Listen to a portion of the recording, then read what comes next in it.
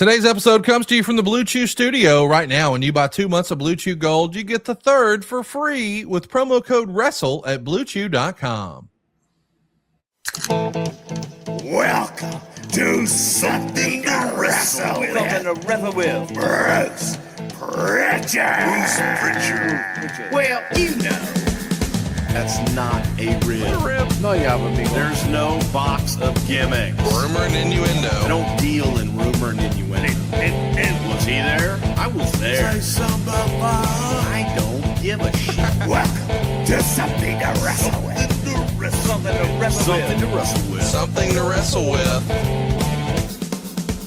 Dig it. Bruce Prichard. Conrad, the mortgage guy, and you're listening to Something to Wrestle With. John Layfield. John, how are you, man? I'm outstanding. Bradshaw 316 says I just stole your fucking podcast. Well, I'm so glad you did. We're going to have a blast today. We've got a very special WrestleWorth. We have found real wrestling history again, and it's bigger than you could have ever imagined. Stay tuned for that. And maybe the most off the rails thing we've ever aired in the history of Something to Wrestle or any other podcast I've been even loosely associated with. A very special edition of Curtain Jerkers you don't want to miss coming up at the end of the episode. Stay tuned for that. But first, we should talk about the big news, John. It looks like Vince McMahon has settled one, maybe two of his lawsuits. I think there's only one more piece of pending litigation, and there's lots of speculation about what Vince will or won't do with his next act. What do you think? What's next for the old man? I don't know. I think something. You know, I got a chance to talk to him a while back, and he's not going to give any information out. You know, Vince is the ultimate cards close to the vest. You know, Vince was the ultimate guy that would, play all the cards and you have everything going everywhere. And this person doesn't know what this is doing, but Vince does. And this person doesn't know what that doing, but Vince does. You know, Vince was the ultimate puppet master, and he created a multi-billion-dollar business off of it. So I don't know. I hope it's something. I think the business world is better with Vince McMahon in it. I think the entertainment world is better with Vince McMahon in it. You can pick and choose whether you like him personally or not. I'm not talking about personally. I'm just talking about professionally. Is he good for business? He took a $1 million investment and sold it for $9.3 billion. It's one of the greatest stories in American history. So would he be good at 81 to come back and do something? Hell yes, he would. I don't know what. I have no idea. I don't have any insight whatsoever. I just hope he does. I think everybody's waiting with bated breath to see what the next act for Vince McMahon is, because it feels like whatever it is, it's probably going to be his last act. I mean, realistically, I don't know how much longer he plans to be in the workforce, probably until the batteries run out. He's told me he's going to live forever. Okay. Well, so you have that. And yeah. You know, at his level of income, I mean, I think his net worth has probably doubled since TKO took over. Don't you think? Yeah. It's unbelievable. What a run he's on. I mean, what a freaking run. Here's a guy who grew up, didn't know his father, and all of a sudden, finds him at age 10, 12 years old and becomes the biggest name in the history of wrestling and becomes a multi-billionaire off of it, off of things of a wrestling industry that was in armories and high school gyms. I mean, it's unbelievable what he's done. I was at Real American Freestyle this past weekend with our great close personal friend, Eric Bischoff, and he was working. So I was just making friends, and I had a conversation with somebody there, and I thought, that can't be right. But just the idea that the sentence was said out loud, I thought, how fascinating is this? The suggestion was made that Vince might actually be one of the most liquid billionaires in America. And I thought, wait, that can't possibly be true. But it is going to be interesting to see what that guy, if he does have a chip on his shoulder and he's content on making one big splash left, what is next? Let us know in the comments below. What do you hope or what do you think is next for Vince McMahon? We'd love to talk about that in the coming weeks. And speaking of Vince McMahon, there's been a lot of talk about George Barrios. He's got a new book that's coming out, and he's been doing some media, including with our pal John Pollock over at Post Wrestling. And he did a terrific interview, and lots of people are circling around it.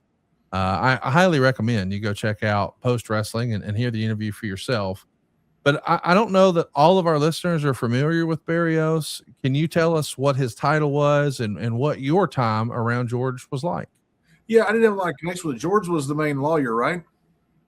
I think he and Michelle were like the co-CEOs, co-chairs of the whole shooting match. CEOs, I'm sorry. Yeah, I've got Barrios mixed up. So, yeah.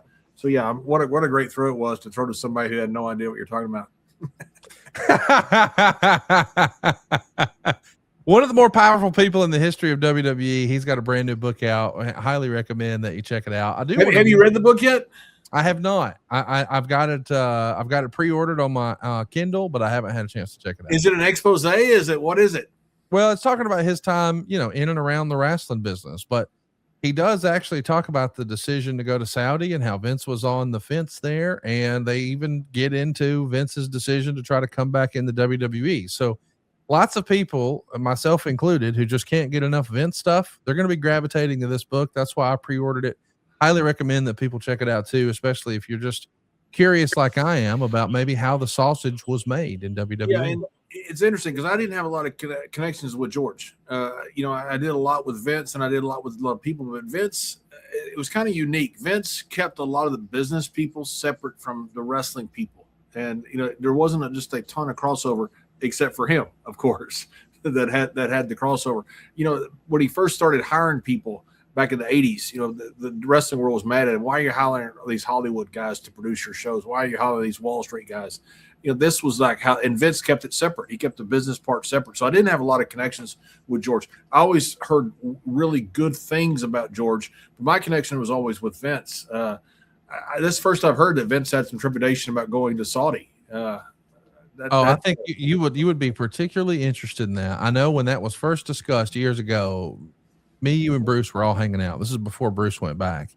And we talked about that at great length, just personally, not on the air or anything, just hanging out in some bar or hotel or wherever we were. And to hear George's take on it and where George landed on it is interesting. And I think there's a lot of people who have a certain opinion of Vince. Maybe they'll be surprised, maybe not. The name of George's book is Sometimes Wrong, But Never in Doubt: How a Cuban Kid from Queens Transformed WWE. And the byline is George Barrios helped transform WWE from an $800 million wrestling company into a $9.3 billion global sports and entertainment powerhouse. It's a pretty cool story. I hope everybody will check it out. Again, the name of the book, available now on Amazon. Sometimes Wrong, But Never in Doubt: How a Cuban Kid from Queens Transformed WWE. Hey, let's talk about the book has been written now on the NBA Finals. The highest ratings since 1998.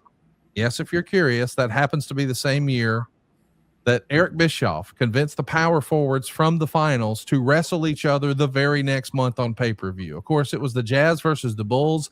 It was the last dance for Michael Jordan, and that is the last time they got these type of ratings. The Knicks are the world champs, and a lot of credit is going in the wrestling circle to Danhausen. They put out a Danhausen Knicks shirt, and the thing was selling thousands of copies immediately. And I guess there's speculation that he may have been invited to the parade. I don't know what to expect, but I know for sure that they're going to be doing a Saturday night's main event in Madison Square Garden. And who's on the cover photo? Danhausen. Danhausen is everywhere, man. I mean, between the merch and the finals and Madison Square Garden and Saturday night's main event, I mean, this guy was the laughing stock of wrestling at the end of February, and people didn't get it. Well, boy, the joke's on them now. Danhausen's printing money, man. But now crossover, not just ESPN, the NBA. I mean, we're seeing a wrestler right there on an NBA shirt. And you see there's the ad. Saturday night's main event live, the Saturday night of Fanatics Fest in New York City, where he is going to be appearing. So it's not just Fanatics Fest. It's Fanatics Fest with this Knicks championship team. And oh, by the way, Danhausen. And Danhausen featured at Saturday night's main event. This is a fucking movie right here, John. Yeah, it is. I was at a party this week here in D.C., and they had a bunch of people, and they were really nice people from Sesame Street. They did a great job of getting a lot of their people out of Afghanistan. It was incredible. There's been some books written about it. It's a really incredible story. But they were talking about how Elmo of Sesame Street had picked something with the NBA Finals. They said, he went viral. And I sat there and thought, not like our guy. Not even close. No, I think Danhausen is just fantastic. And kudos to Stephen A. Smith. He's had him on. He's played along with him. Stephen A. Smith has had a lot of fun with Danhausen. Of course, Stephen A. Smith, the huge Knicks fan. By the way, they're the highest rating since 98.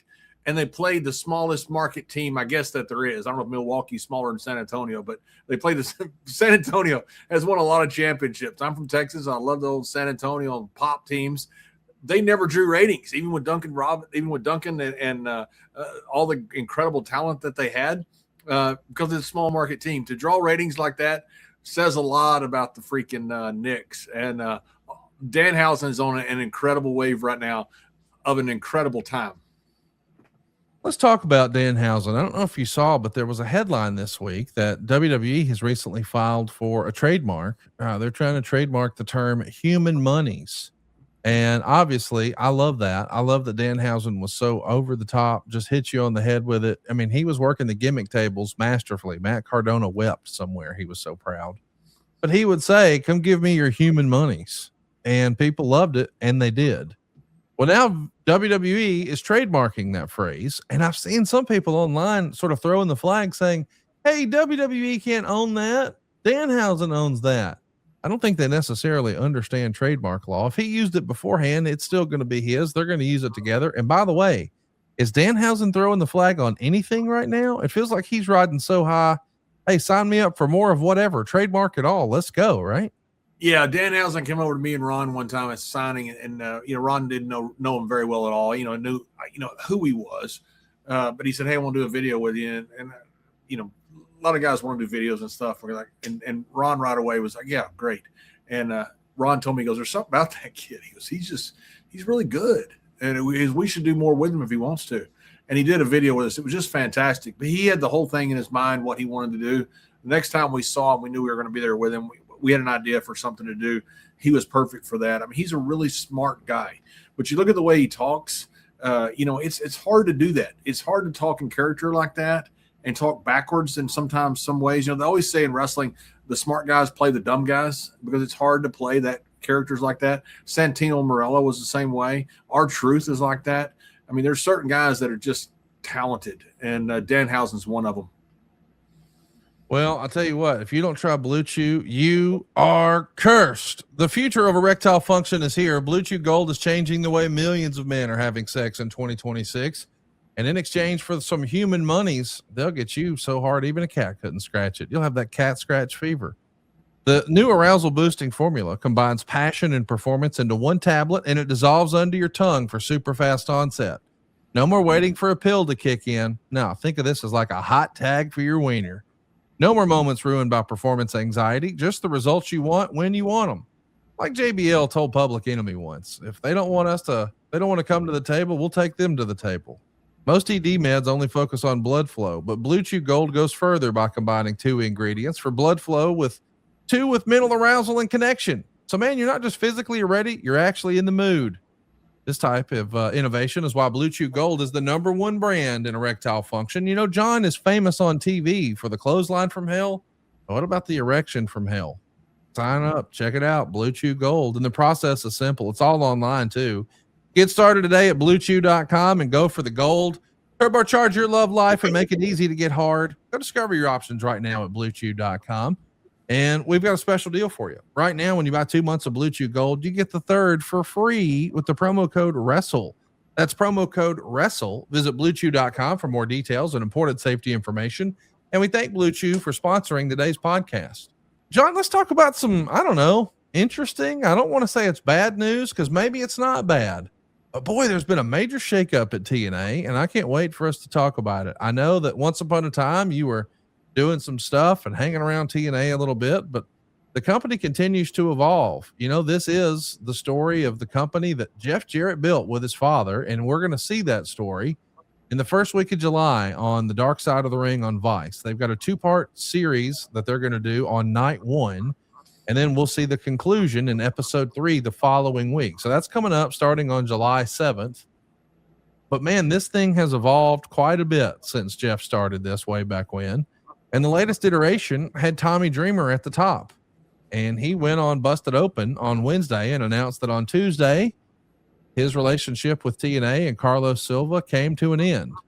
And he was very emotional talking about it. And it feels like there's been a reduction in workforce. And a lot of people are no longer going to be a part of TNA, including Sami Callihan, who he wrote on Twitter he was expecting to be invited into creative, and in fact was given his walking papers. If you've not checked out Pro Wrestling Revolver, I want to highly recommend it. I think you'll absolutely love what he's doing. Nobody who's ever went to a Revolver show wasn't happy.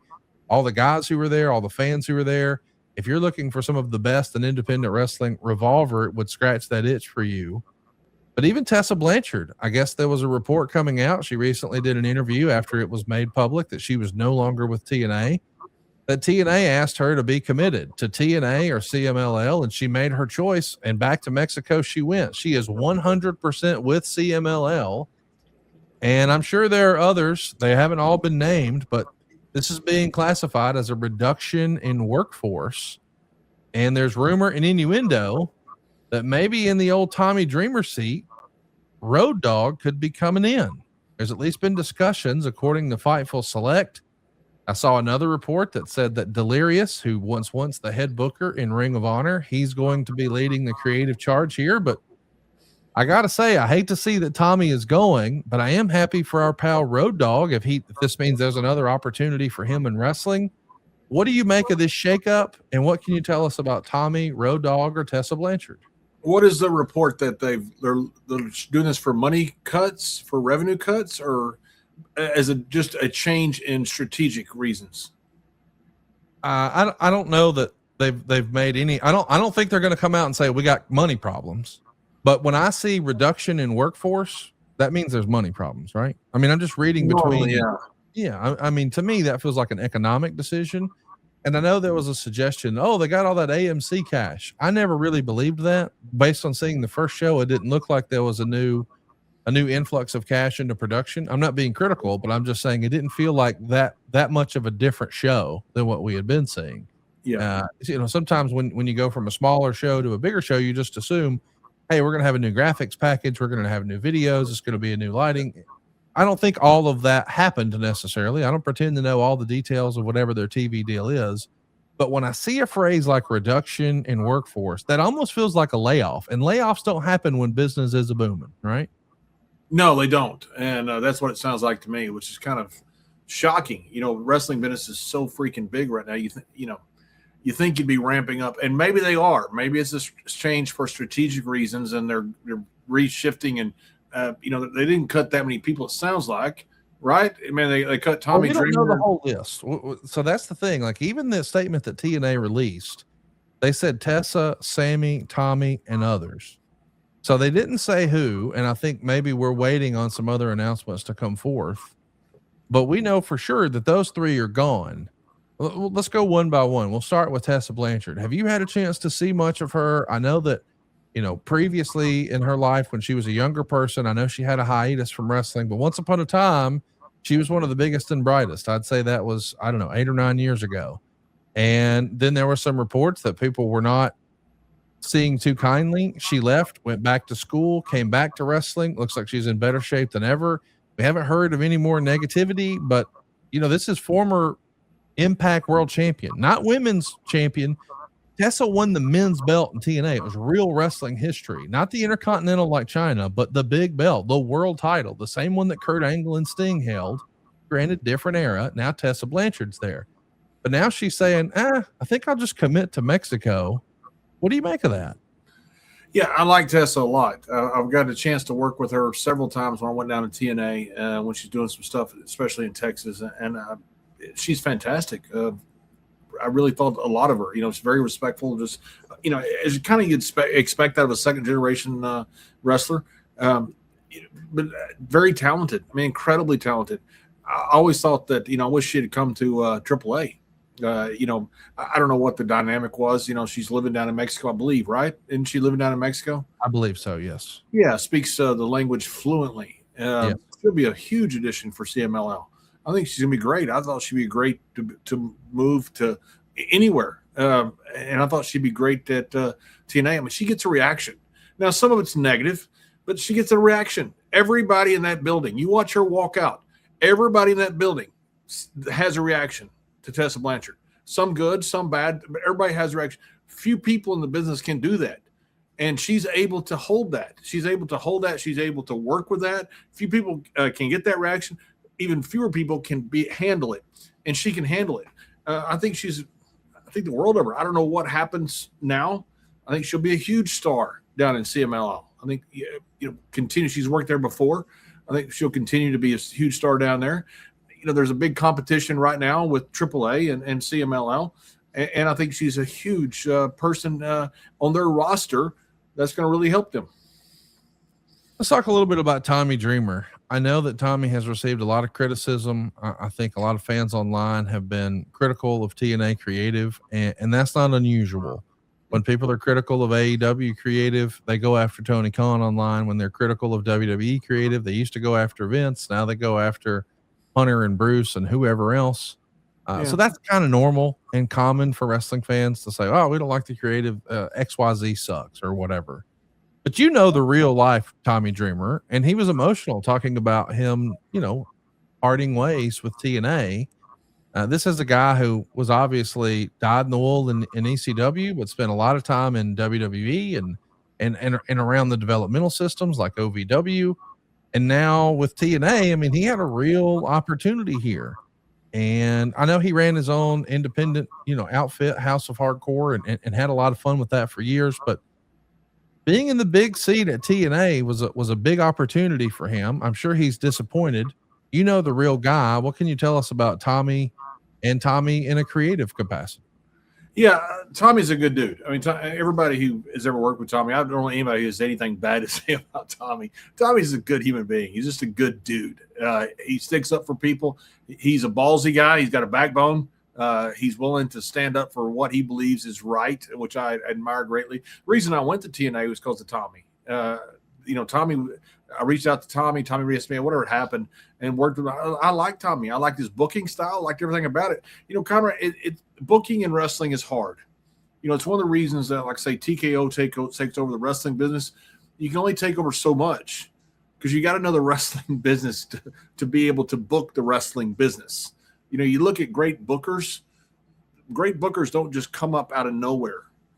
Like I talked to Conan a lot about booking, and he talks about all the time that he worked in Florida, and who he worked under, and under Kevin Sullivan, and there's so many people worked under Kevin Sullivan. You look at Tommy Dreamer and who he worked under. He worked under Paul Heyman closely, one of the best minds in business.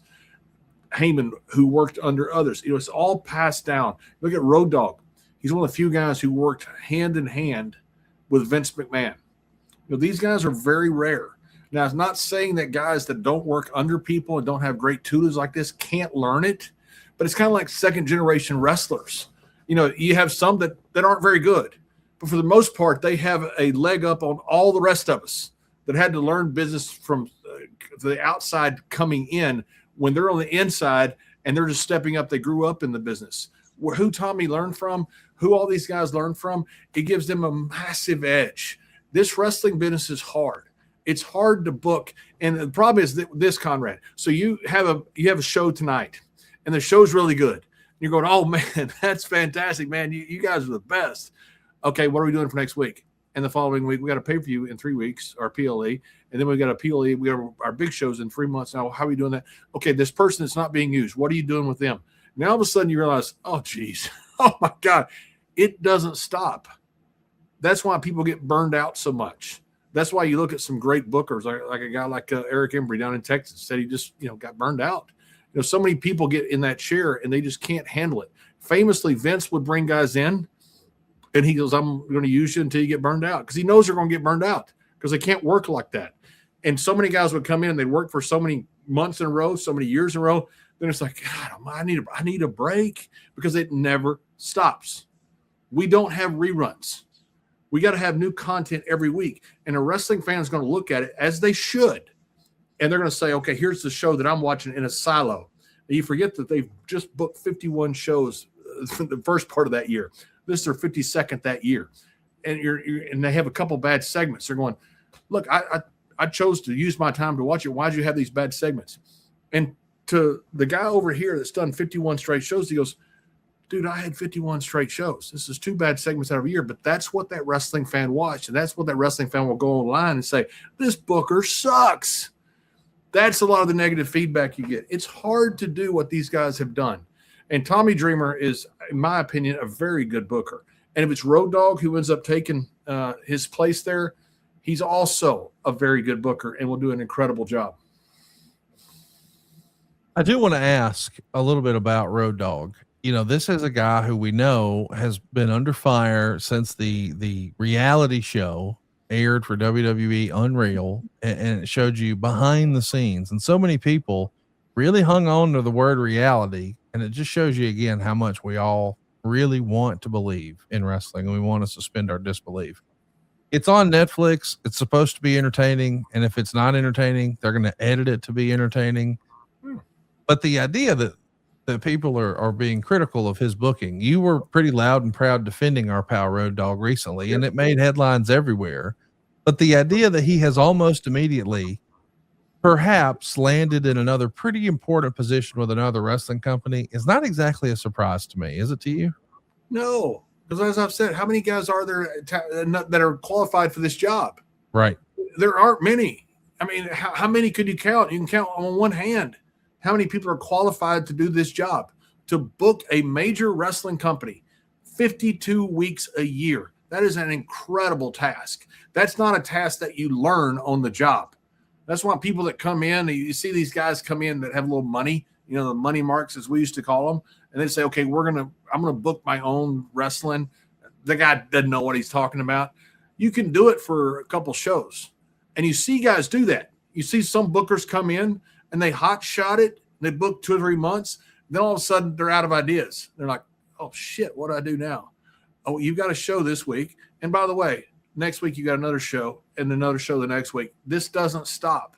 There's very few guys that are talented enough to fill that role. And when you look at the list of people that could be possible for the TNA head of creative, there's 4 or 5 people in the world. That's about it. I would challenge anybody to challenge that assertion and come up with, you know, a better idea of how many people out there are actually talented enough to do this, because I just don't think it's many. Well, oh, you didn't know? TNA might be getting a new booker. You know, and sometimes, Conrad, it's not just that one booker is better than another. It's just different. Yes. You know, you're booking one way for a long time, and then all of a sudden somebody comes in and it's different. You know, sometimes that's why you need to change heads of creative sometimes. That's why, you know, Gerald Briscoe was big about, say, in training centers, you know, having coaches for a certain length of time, then changing coaches, you know. And so sometimes different is just, it's not necessarily better, but it works because it's a change of pace. It's like our old pal Eric Bischoff used to say, in business, you can be less than, better than, or different than. And we all know that back in Memphis, way back when in that territory, they'd go 6 months with Jerry Jarrett booking, and then they'd go 6 months with Jerry Lawler booking, and they would just rotate. That way everybody could keep stuff fresh. And I hope that that's what we see. I hope that, you know, maybe we see a switch up. I'm pulling for TNA. I know that online there's an LOL TNA sentiment sometimes that I run across, and I just really shake my head and wonder, hey, why are we pulling for less wrestling? I'm pulling for more wrestling. I want more people to have good paying jobs in wrestling and more opportunities in wrestling and more options for fans to check out. Like, I'm all for that. And by God, if it doesn't work out with Road Dogg, can we recommend Tom Hannafin? You know, it worked out with Eric Bischoff. I think Tom Hannafin's the man. We need Tom Hannafin to book everything. I mean, like everything, like book the NFL, book the NBA, book our show. I think Tom Hannafin's the one that needs to book literally everything. Book Hornswoggle. You didn't know. Yeah. Well, I don't know that he could book this.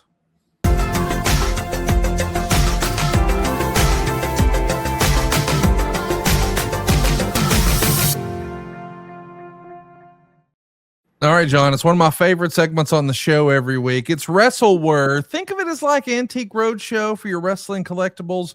And if you've got something in your man cave, something in your office, something in your collection you had as a kid, now you want to know, hey, what's this worth? Send us your pictures. Send us your story. It's WrestleWorth@gmail.com. And each week we're going to bring on our pal Tony from Heritage Auctions to tell us what these things are worth. Tony, welcome into the program today, man. How are you? Great. Thanks for having me, guys. Can't wait to see what we have today. I'm excited for us to talk about some of the items that you're going to have in the coming weeks here on Heritage Auction and some of the items that have bubbled up and come out of the wilderness. We've seen some really, really cool stuff over the last few weeks. The broken NWA United States title, the River Belt from Stone Cold Steve Austin, and we've got something else really, really cool today. But first, I wanted to get your opinion on this. I don't know if you've been paying any attention to this, Tony, and maybe, John, you missed this too, maybe. But El Grande Americano had what a lot of people are saying might be the greatest match in WWE history, and it was recently down in AAA earlier this month. But the reason I'm bringing it back up today is they've decided to auction this off for charity. Fanatics is running an auction right now with about a week left to go, and already the mask is at $40,000. I mean, this is unbelievable. Tell me, what do you make of this? Where do you think this number winds up, Tony? This is kind of unprecedented because this isn't a mask from 5, 10, 20, 30 years ago. It isn't even from 30 days ago, but easily one of the more notable matches, perhaps the match of the year.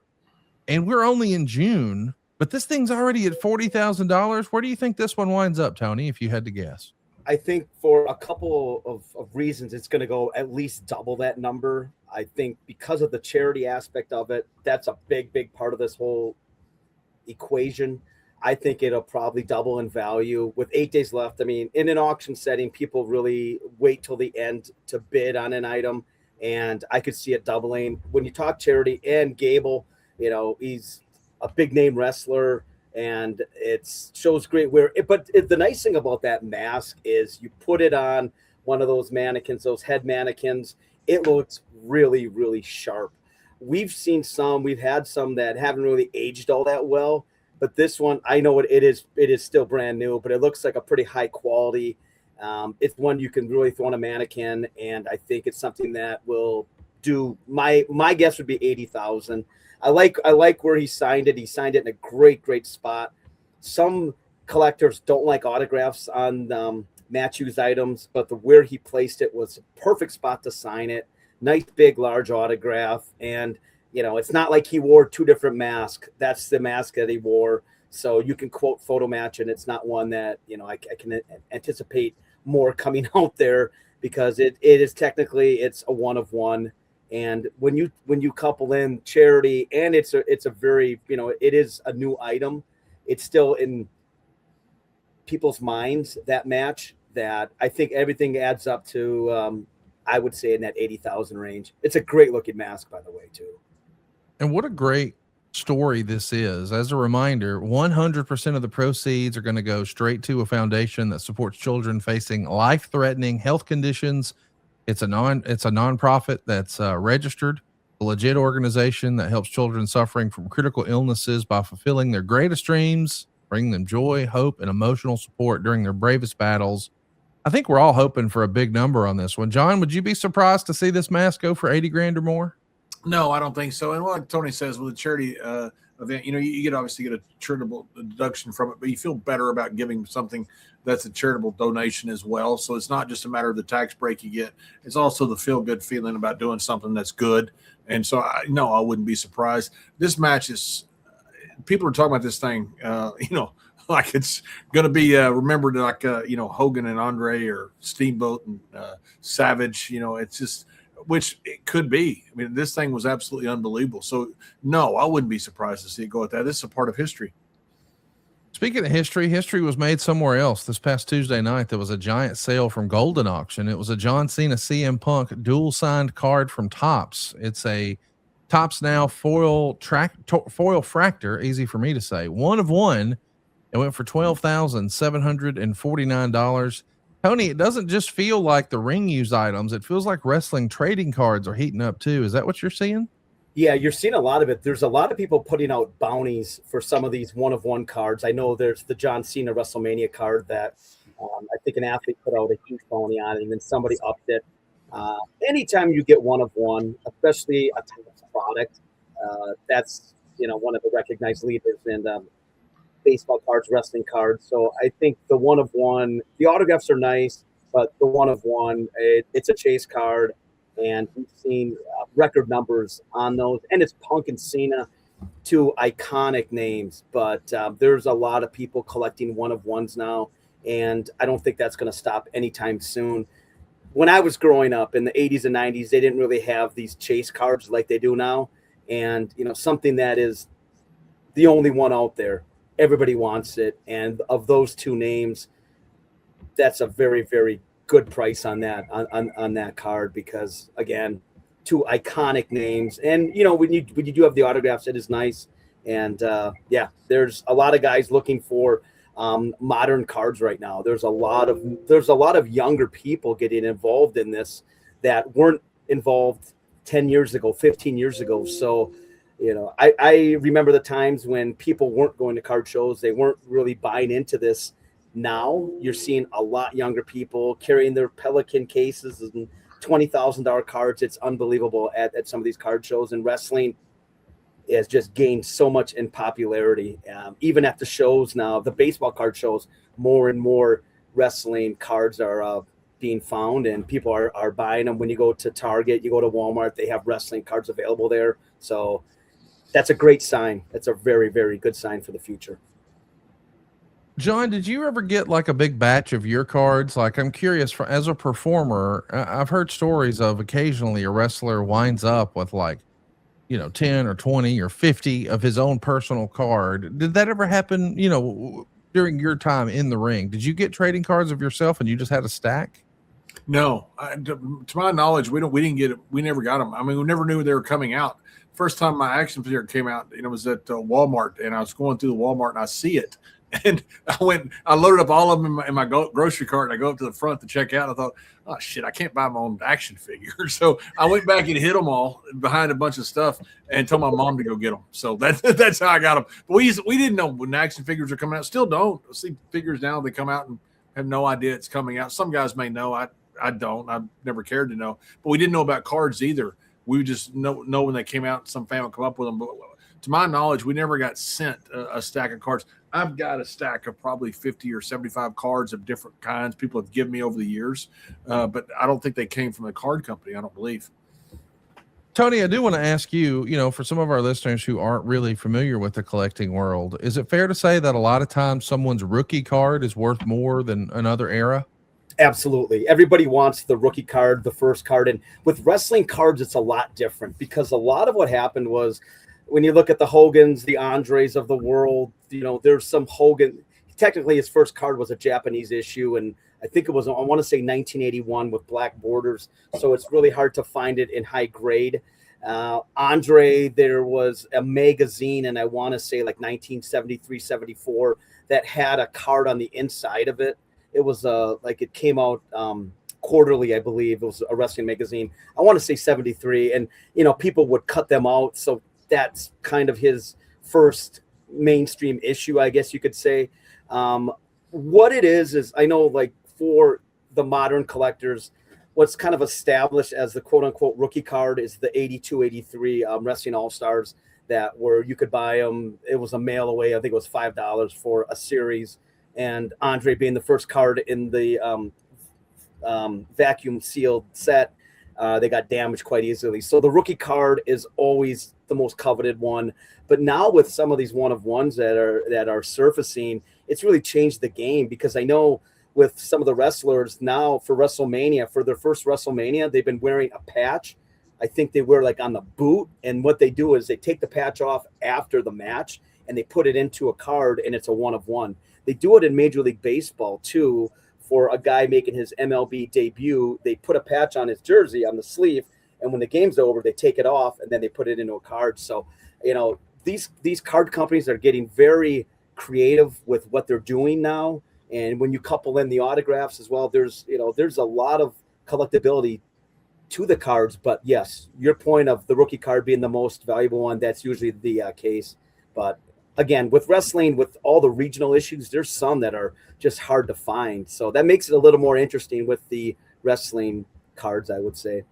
I want to mention, I think the thing I like most about wrestling collectibles, of course, are championship belts. And you have a new find today that I believe is going to be headed to Heritage Auctions in August.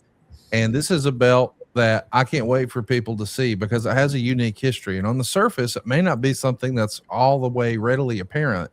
but I think you found the OG original OVW Heavyweight Championship, and we've got some great photos to share with everybody with this title. But what's interesting is this is kind of, I guess we would call it the rookie belt of two guys running around at the time known as Leviathan and the Prototype. These days we know them as Batista and John Cena.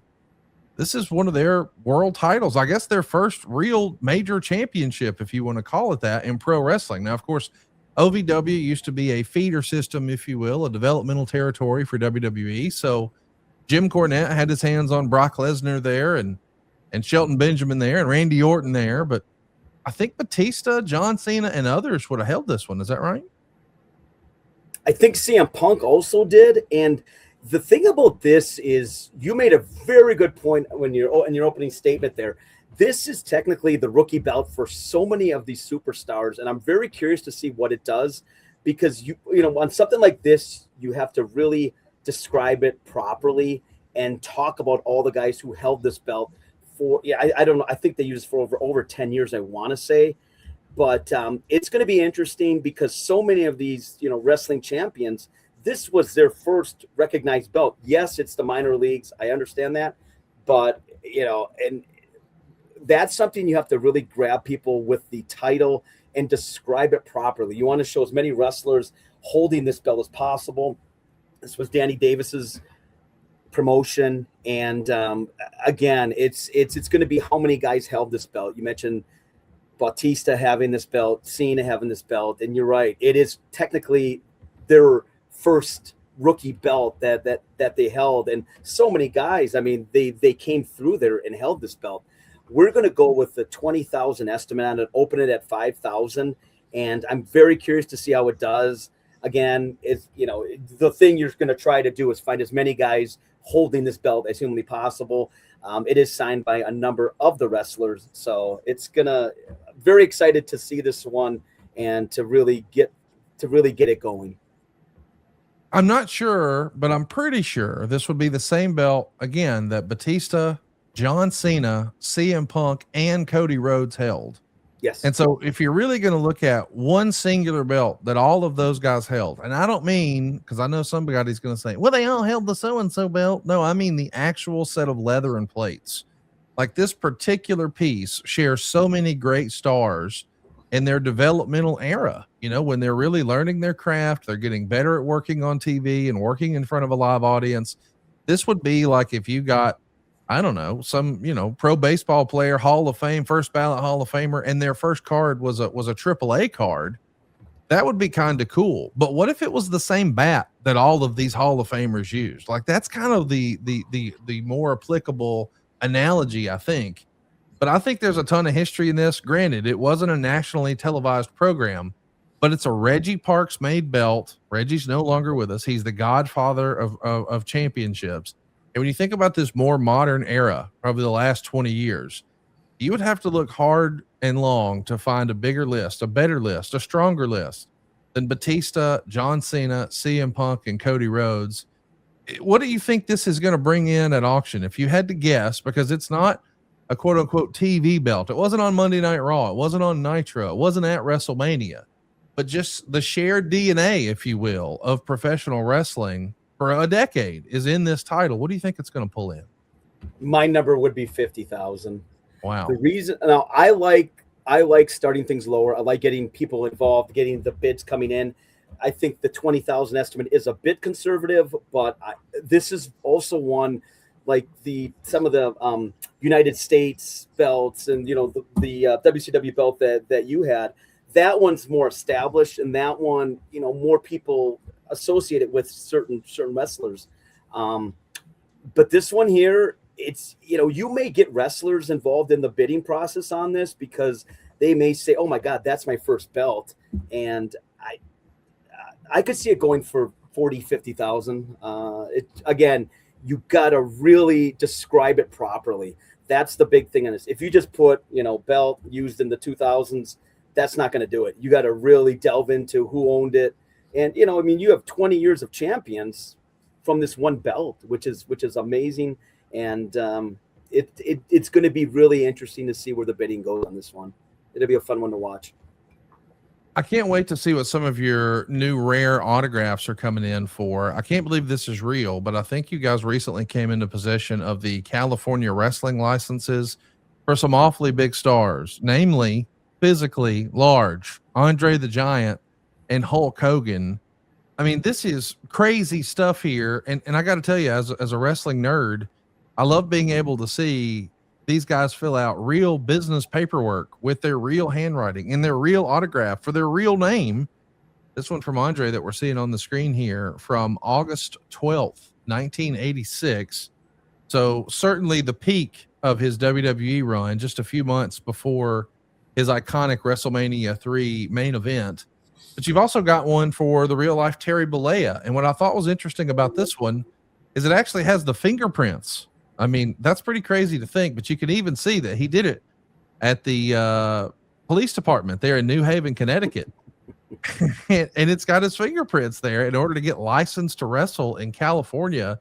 This is really cool behind the curtain stuff. The whole questionnaire, the autograph, name, height, weight, date, the whole deal. What do you think these type of items can pull in at auction?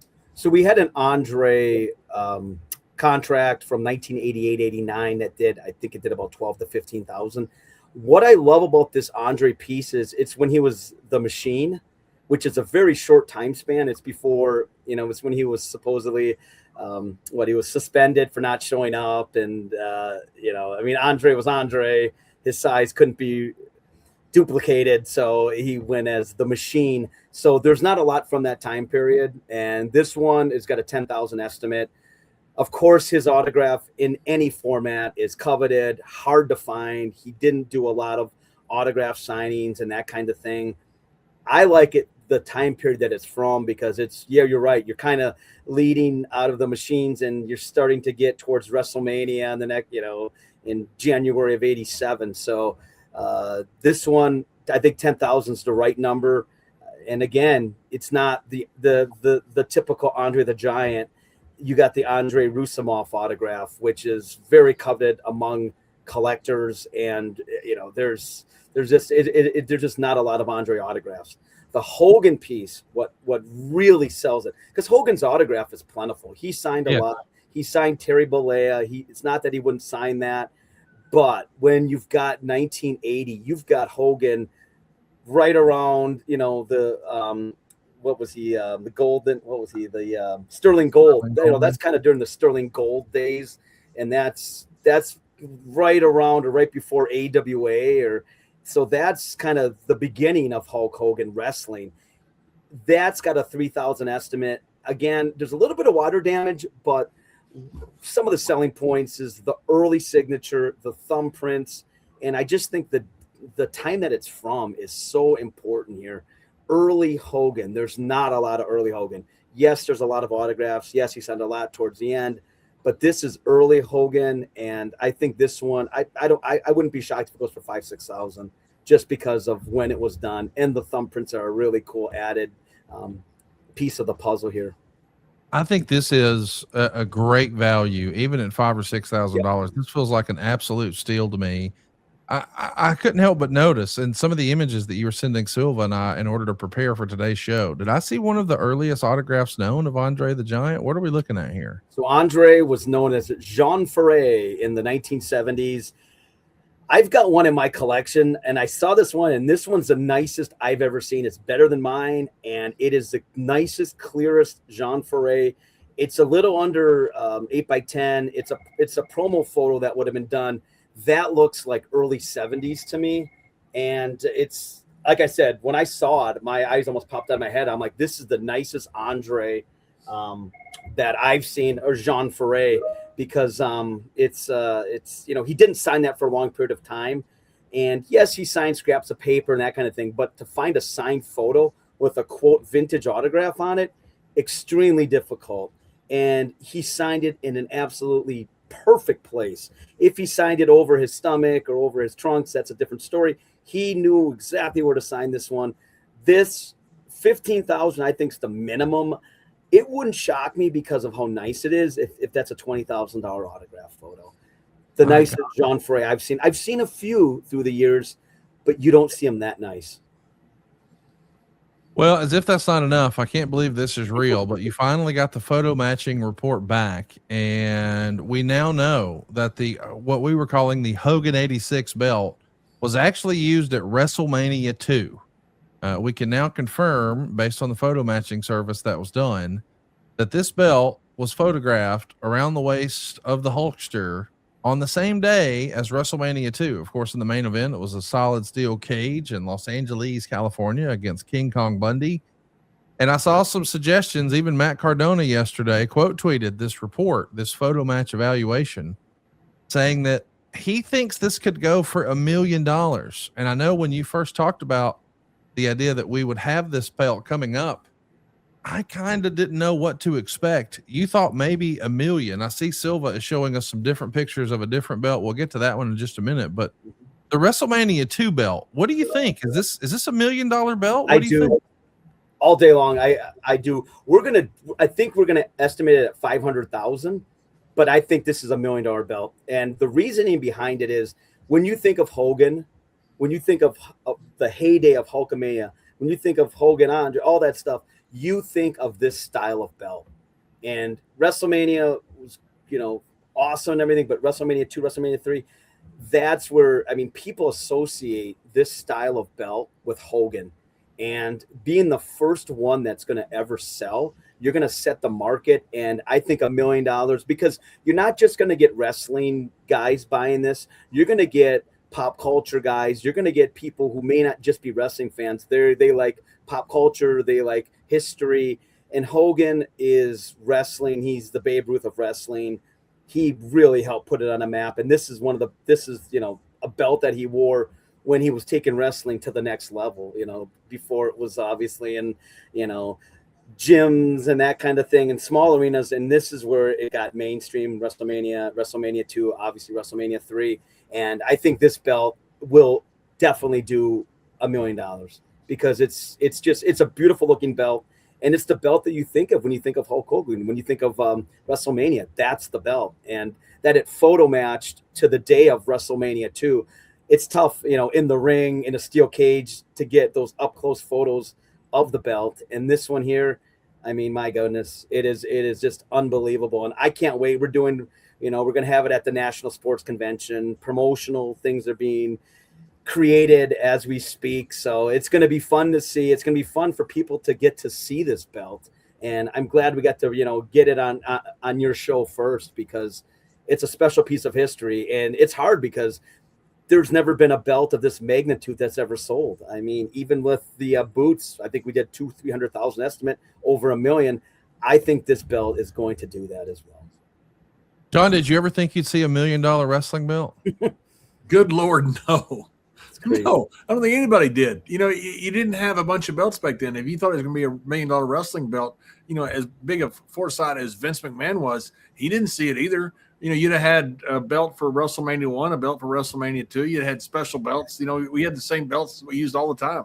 And by the way, it's not a belt. Belt holds up your pants. It's a title. I know he probably didn't mean to do it, but John, as crazy as this sounds, there actually was a different belt for WrestleMania 1, 2, 3, 4, 5, 6. Can you believe 7? Yeah. All the way through WrestleMania 9, it was a different belt every year. Isn't that crazy? It may have just been that he wanted the wear and tear off the belts. He just wanted to look new. That could have been it. Right. He's big on that. Vince was never big on we're going to grow revenue by cutting profit, by cutting expenses out. Yeah. It's always we're going to grow income by growing revenue. Yeah, grow top line revenue. Yeah. He didn't give a shit about spending extra money for a belt or anything if it looked professional. Hey, I do want to ask you, I know Silva showed us a brief picture a minute ago. There was another belt that was photo matched, and it came through in your message to us, and I think a photo may have released. I don't know that this was on purpose, but I think you found the no holds barred belt, the Andre belt. So as a reminder, before WrestleMania 3, Bobby the Brain Heenan went on the Snake Pit and then later on Primetime, and he bragged that he had a belt large enough to fit Andre the Giant created. Now, that belt had an extra long strap, and it's known amongst wrestling belt nerds like myself as the Andre belt. But Andre never actually wore the belt or held the belt. Now, fast forward a couple of years, and they're going to do the movie No Holds Barred. and you see two belts in No Holds Barred, a white, what we would call winged eagle, and then an Andre on white leather. And my understanding is you guys have the No Holds Barred Andre. So it's a screen used No Holds Barred title that belt collectors, I guess, call the Andre belt. Is that right? We do. This one sold previously. I think when it was described the first time, it wasn't, I don't think they knew what it was, and it didn't sell for a huge number.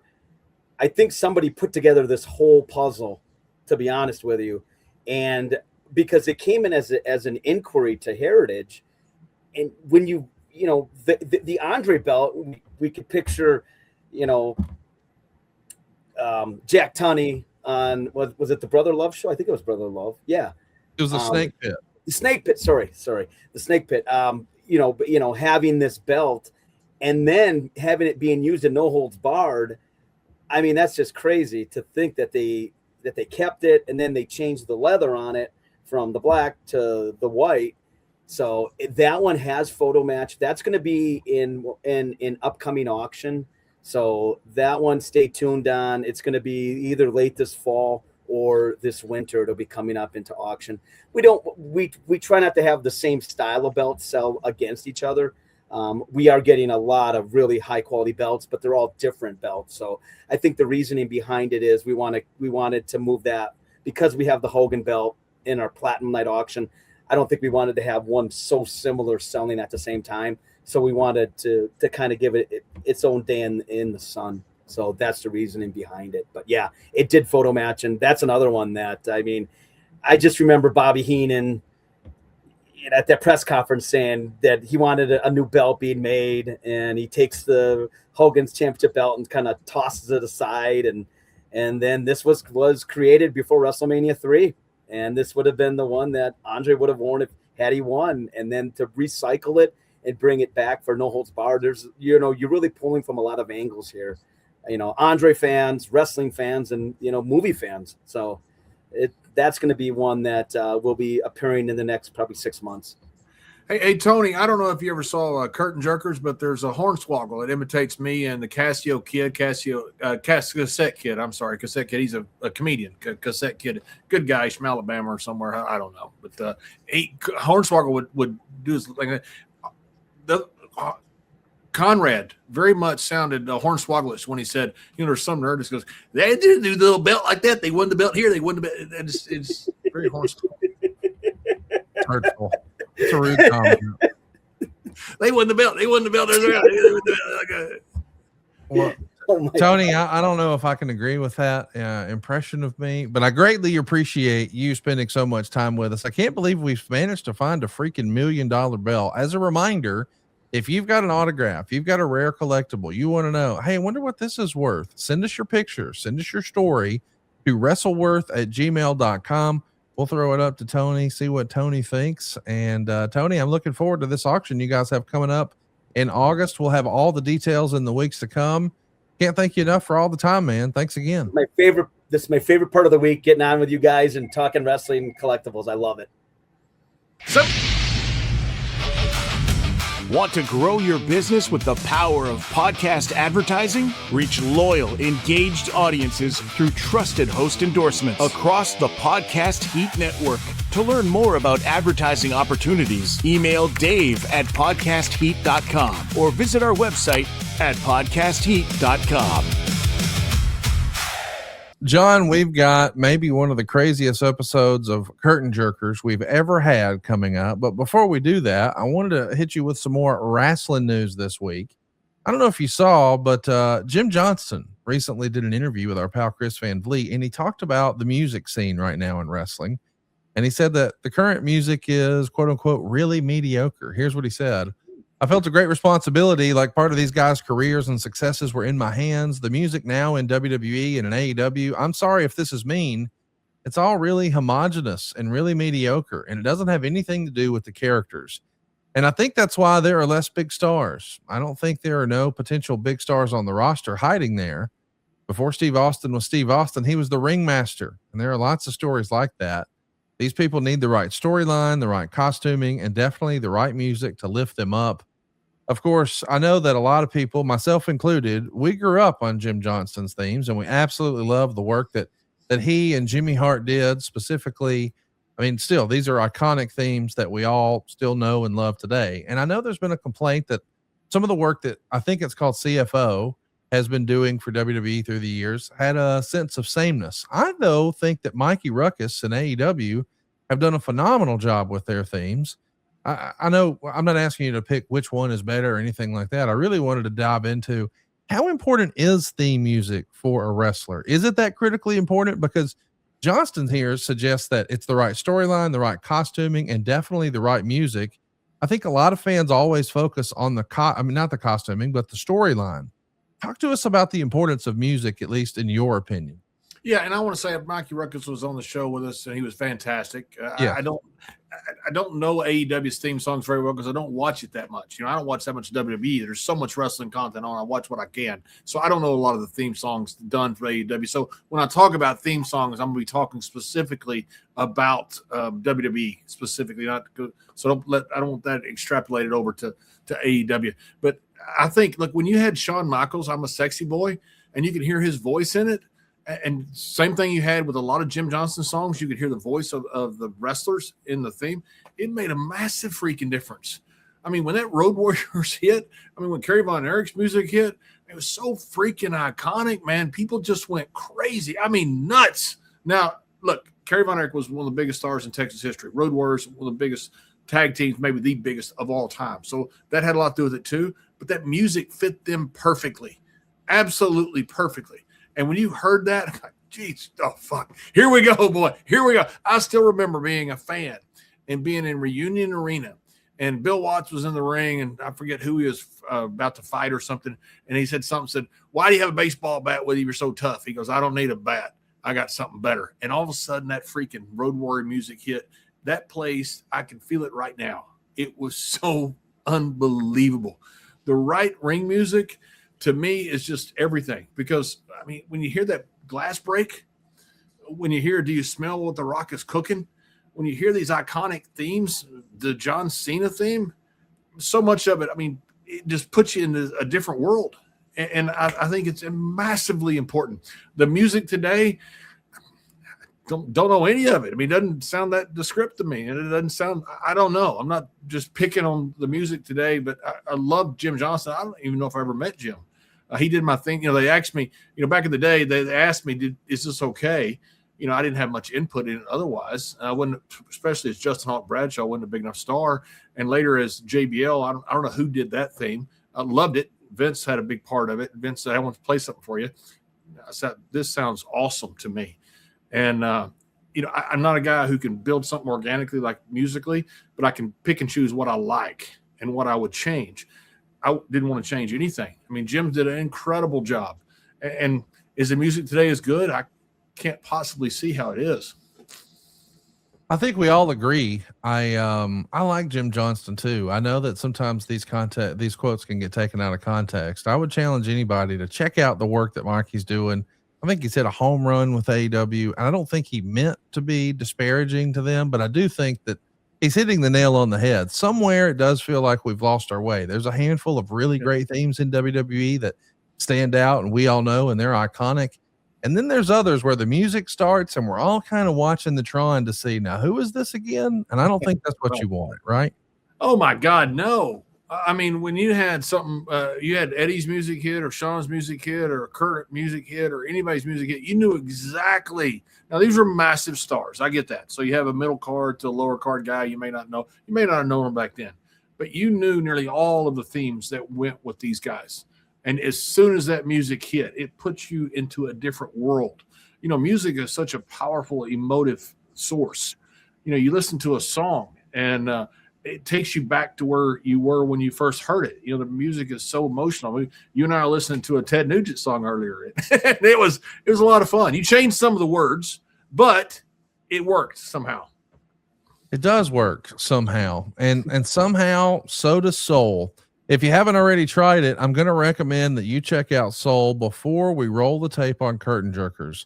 I'm telling you, this is going to be the best afternoon you've had in a long, long time. Soulness is a wellness brand that makes delicious, hemp-derived CBD and THC products designed to make feeling good simple. Soul's new mood gummies have precise dosing, clean ingredients, and formulations designed for predictable effects. So now you can choose how you want to feel while staying in control.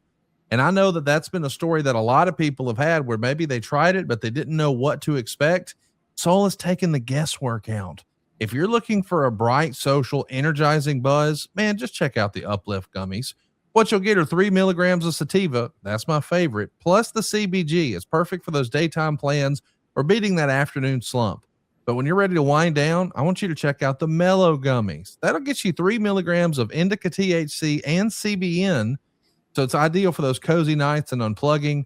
But how about the hybrid THC and CBD? Soul calls it balance gummies. That's for an easy, versatile feel. It's perfect when you're listening for your favorite podcast. 3 different moods, but 3 intentionally crafted formulas, all with the same great taste.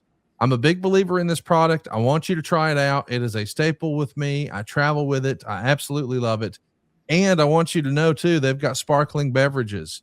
They've also got the out-of-office gummies, but the mood gummies, man, it's predictable. You know exactly what you're looking for. You need to pick me up? Done. They got you. You need to wind me down or something in between? Man, they're checking all the boxes. Go check it out. Make today a good day. Get yourself some Soul gummies. And right now, Soul is offering our audience 30% off your entire order. Go to getsoul.com and use the promo code WRESTLE. That's getsoul.com, and the promo code is WRESTLE for 30% off. All right, John, I can't believe this is real. I hope everybody's got their Soul because, boy, our poor editor, we had an absolute blast a few weeks ago, and it was the Asylum Weekend from ringclassics.com. If you haven't checked out ringclassics.com, I highly recommend you do. We're putting together 3 or 4 big-time get-togethers a year. It's like your ultimate wrestling experience. We pulled the curtain back. We took people all over Middle Tennessee. They learned all about Tennessee wrestling history with one heck of a tour guide in JEFFJARRETT. But we had some Memphis legends with us, some Tennessee legends with us. PG-13 were there, and let me just go ahead and tell you, Jamie Dundee was in rare form. Is that fair to say, John? I think it's more accurate to say Jamie Dundee is batshit crazy. Well, there's that too. Yeah, Jamie Dundee. I've always liked Jamie and Wolfie D. They're really good guys. So they always have been. All the boys have always liked them. I certainly liked them. Me and Ron always liked them. But Jamie has always been batshit crazy, and he was batshit crazy just like we thought he would be, and it was absolutely phenomenal. It was unbelievable. You have no idea what he's going to say. Somehow it makes sense. Somehow it's incredibly insightful, and somehow it can always be very funny. But it's also it's out there. I mean, it is so far out there. Our editor, that poor man, that poor man. Yeah, I think Dylan got so distracted with this. He hit a guy with a car. I heard that. Buckle up. And hey, I just want to state in a loud and clear voice, I wasn't even there. Take a look at Curtain Jerkers.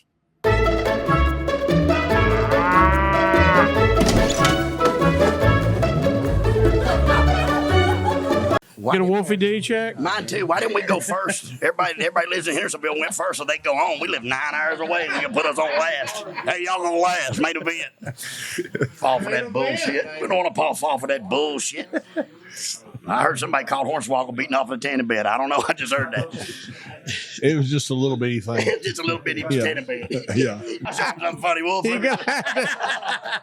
That'll make you laugh. It looks like a little Easter egg in the little laying in the basket. In the green. Oh yeah, the green. If I don't shave, it looks like a little baby bird egg in the nest. That's what it looks like. That's where, like in the little green stuff. Your pubes aren't green, are they? Sometimes depends on the season. Yeah, St. Patrick's Day, I'm all like, yeah, get that for Hornswoggle and fucking the other guy. What's his name? The other little Italian, the other little guy with the green. What the fuck's his name? He's a real tough guy, but he's real. What's his name? Hornswoggle's dad. Fucking. Finley. Yeah, Finley.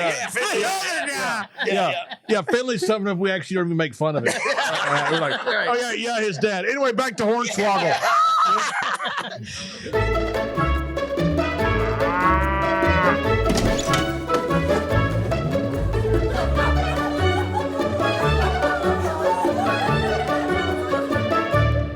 I can whoop 3 midgets at once. That'd be about all. 5 of them, they climb up your legs, bite you and all that shit, you'd lose. But 3 midgets and under, I'll take them all. Would you start the show? This is the greatest intro to Curtain Jerkers we've ever had. Yeah! Now wait a minute. 3 midgets, you can whoop their ass. You line them up. I'll beat the shit out of 3 midgets at one time. I can beat the shit out of 3 midgets in China. And China. I beat the shit out of China in her heyday. I could have. Now you went to 5 midgets. You couldn't. No, I can't whoop 5 midgets. That's 2. But One wait, on each arm and one climbing up. You can't. What whoop 5 about midgets. 4? Man, I don't know. Let me put it this way. If it was 4 mini-me's, yes. Anything bigger than little mini-me, Troy Werner, anything bigger than 4 hornswoggles, can't do it. Can't beat them. But 3 hornswoggles and a mini-me, I'm all over them, baby. I got them. Hornswoggle was like the Andre of midgets, right? Well, then what would that make me like? Fucking, I kill every midget. Look at me, I'm huge compared to a midget. I used to own a midget. I used to throw his ass and everything. Midget toss. Yeah. I don't think you can own them. I really don't think you can. When you're paper registered and that midget belongs to me. Paper registered? Oh, yeah. Oh, yeah, he was a paper registered midget. Listen, the state of Kentucky said this fucking crazy midget could not live by himself. So I took legal guardianship, which means, therefore, I own the little bastard. And that's how he would say, I got a midget. I have a midget. I own a midget. I have one. That's right. He would always say that. What was his name? His name was Midget D. Wolfie D. Wolfie D. JB Dundee. JCI's Midget D. And he say JBL's number to mark. How long did you own him? I owned him for till he died? About 8 years till he died. Yeah. He died. Are you laughing at my midget died? What the fuck? No, hell no. He got drunk and choked on fucking throw up. Oh my God. It's called asphyxiation by regurgitation. He said I drank so much beer, ate some steak, and threw the fuck up. Where was he when he died? In his bed or something? Yeah. Someone's bed. He wasn't asleep. In your bed? No, I was in jail. He was. I really was. I was in jail. What were you in jail for? Pay your child support. Pay your child support. That's what the people said. I wouldn't pay. Wait, were you paying your child support? No, because Dundee Lamb, but he ain't gonna pay him, baby. So he was at your house. Dundee Lamb, but he ain't gonna. No, he ain't gonna pay him. Fuck no, Dundee Lamb, but I ain't gotta pay him. Listen, if you live with me and I accidentally leave it in and you have my little fucking spawn. Accidentally. Oh yeah, I didn't do it on purpose. I swear. But listen, I always said it's better to put it on their belly than make them eat your kids. So therefore, I listen, and I did good because me and Wolfie were over in Memphis. I banged a lot of bitches, bro. I ain't kidding. Listen, I banged a chick in a wheelchair one time. I banged 2 350-pound girls at the same time. I banged. Wait a minute. Wait. That's 700 pounds. I know, with a 4-inch whiskey dick, and I got a witness. His name was Vito LaGrosse, and they called him fucking Skull Von Crush. He was in the other bed. He said it was the greatest thing he'd ever fucking seen in his life. In his life? Yeah, Vito. Big Vito. You know I don't Vito? know. Oh, yeah. The guy wore the dresses. He was laying in the other bed when I was banging 750-pound bitch with a Wait a minute. You're banging both of them? Both of them, baby. Listen, they were so big. They I told outweigh you. I told them to kiss. They couldn't even get to each other. They were that big, bro. I swear to God, man. And listen, I held both them legs up, and it was the greatest fucking time of my life. Where did you find 2 350-pound women? They knocked on my hotel door. They didn't just show up. Yes, they did. They knocked on the door. They said, "Oh, wrong room." And I said, "No, it ain't. Come on in and get naked." And they got naked. And I was like, "Fuck yeah." Their tits, JB, I like it. They were bigger than the girl in that picture that you and Ron Simmons are looking at her titties. That girl with the big tits. Bigger than those. And I banged them together. It was fucking great. I ran around that bed. Where were they going? I mean, they just like nowhere at 700 pounds. They were trapped right there, bro. They were like, "Ron, we gotta get up." I don't know if they wanted to fuck, but I did. But where were they headed when they knocked on your door? I don't know. They knocked on my door and said, "Wrong room." I said, "No, it's not. Come in and get naked," and they did. So the rest of the story is fucking wonderful. What did you do when you got done with them? When I got done, they looked like glazed donuts when I was done. Wrinkles in their bellies, chin wrinkles under their arm, wherever. I just stuck. They were that big. Anywhere it goes. Anywhere it was warm. But what did they do? Did they leave? Did they put their clothes on? I don't know. Back then, I was doing lots of drugs. So when I got done, I just went and get some drugs. I came back, they was gone. I don't ask Vito where they went. Their panties. How many watermelons do you think their panties would hold? Oh, listen, at least Oh, watermelons? Like new a ones watermelon, with yeah. with no No, seeds. no, or the big ones. No, the big ones. The big ones. Oh, the big ones with seeds. 4 to 6 watermelons per penny. Really? Oh yeah, I'm not kidding. $3.50 and $4.20. Add that up. That's 770 pound a bitch. I've never seen like one that big. You had 2 Brother, of them. I know. Is that priceless? And a girl in a wheelchair one time. I banged her in a wheelchair. I swear to God. Was Vito there for that? He No, what? no, Vito He wasn't what, there, but Wolfie? my daddy caught me. I was 17. He didn't take You her out of remember the the Mid-South Coliseum in Memphis? When you came in the back door, it had a spring on it, remember? And it was slammed real loud. And the dressing room's right there. So I take the chick out back and I bang her in the chair because I'm a good dude like that. She was hot from the waist up. I was a good dude. I swear to God, she had them old little dead legs and stuff. And I swear it's a true story. And I said, have you ever fucked? And she's like, no, because she buy my pictures every week. I'm like, you want to? She's like, I guess. I said, well, then roll your ass out back. So she went out again. She went out back. When we came in, she came in the handicap door. She was rolling a little bit in front of me. And I came in the back door and it slammed. And my dad came to the edge of the fucking dressing room and he looked and that girl was rolling. And I swear to God, he goes, you just fucked her. And I go, no, I did not. He goes, bullshit, boy. She's rolling with pride. Look at that. That motherfucker grinning like a motherfucker rolling that wheelchair. So I said, fuck it. I went and told all the rest of us, look, I banged that girl in a wheelchair right there. Look at it. Hey, listen, you can't go catch nothing from a chick in a wheelchair because they don't bang many people, bro. You can't catch nothing. No, you can't catch nothing.